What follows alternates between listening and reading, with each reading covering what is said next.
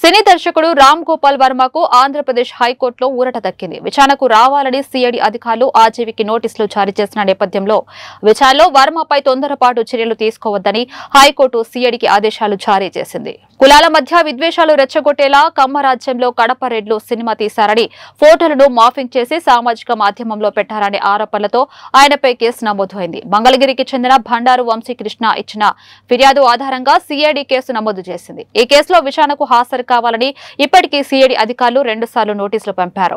ఫిబ్రవరి 10న మొదటిసారి నోటీసులు జారీ చేశారు. కానీ వర్మ విచారణకు వెళ్లలేదు. మార్చి 5న కూడా మళ్లీ సిఐడి నోటీసులు పంపించింది. ఇక CM Chandrababu, deputy CM Pawan Kalyan, మంత్రి నారా లోకేష్ పై గతంలో సోషల్ మీడియాలో వర్మ పెట్టిన పోస్టులపై కూడా కేసులు నమోదయ్యాయి. ఈ నేపథ్యంలో తాజాగా రామ్ గోపాల్ వర్మకు సిఐడి విచారణకు రావాలంటూ మరోసారి నోటీసులు పంపించింది. అయితే ఈ నోటీసులపై ఆయన ఏపీ హైకోర్టులో సవాల్ చేశారు. దీనిపై నిన్న కోర్టు విచారణ చేపట్టింది. విచారణలో వర్మపై తొందరపాటు చర్యలు తీసుకోవద్దని సిఐడికి ఆదేశాలు జారీ చేసింది ఏపీ హైకోర్టు. దాంతో పాటు ఈ కేసులో తదుపరి విచారణను వాయిదా వేసింది న్యాయస్థానం.